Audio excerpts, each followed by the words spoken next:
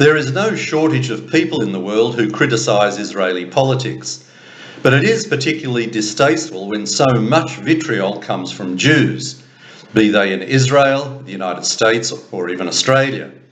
I'm referring to the ferocious rhetoric resulting from the election of a right-wing Israeli government and its proposed changes to Israel's judicial system. In fact, it began before the election when all manner of armchair commentators in the diaspora urged Israelis to stay away from Bibi Netanyahu. Not only did they ignore that advice, they even elected Itamar Ben-Gvir from Jewish Power and Bezalel Smotrich from the religious Zionist parties, all of which sent the Jewish left into a complete spin. But for them there was worse to come with proposed reforms to Israel's judicial system, and the rhetoric escalated.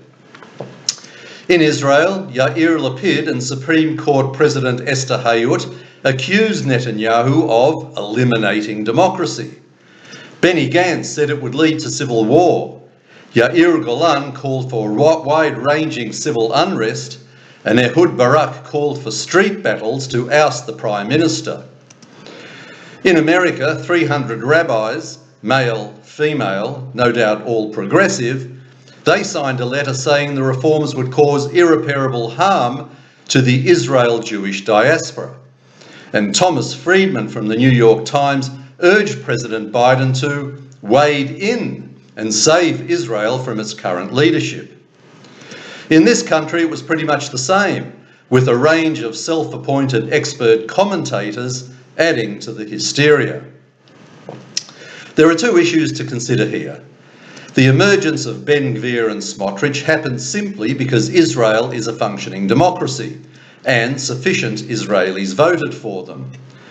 The progressive diaspora can scream all it likes, but at the end of the day, if diaspora Jews want to have a say on who governs Israel, there is a very simple solution. Buy a one-way ticket and make Aliyah. Otherwise, just shut up. I was personally not happy with aspects of the previous government, which included the Arab Ra'am Party. To me, it contained some people who were so anti-Israel that their comments would have qualified as treason in many other countries. Others who shared this view criticised, but ultimately accepted, Ra'am as democratically elected members of parliament.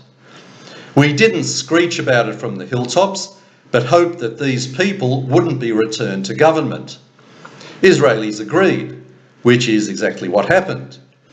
The proposed judicial reform is a much more prickly issue.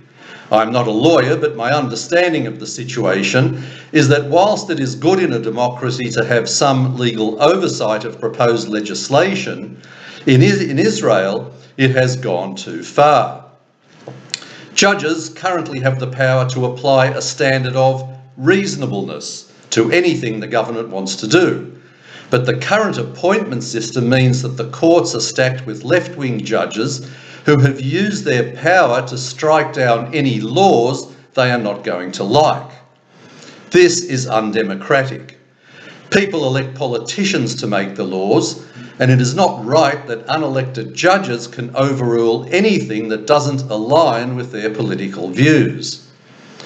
For example, in 2018, the Knesset passed a law allowing the Interior Minister to revoke the citizenship or personal residency status and social benefits of convicted terrorists. Sounds reasonable to me.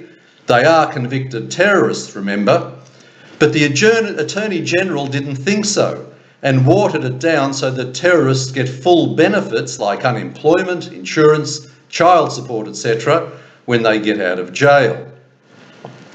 Nothing has yet been decided, and Bibi has said all along that a better balance needs to be struck. But the left are not interested in debating anything. They hate Bibi, they hate his new government, and they hate anything it says it will do. The irony of it all is that they would likely achieve a lot more if they took a more mature approach to their politics and engaged respectfully rather than just roll out the reflexive anger. And in the meantime, commentators are yelling how Zionism is being trashed.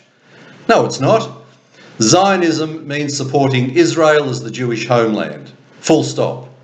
It doesn't mean supporting Israel only when Israelis elect a government that you like.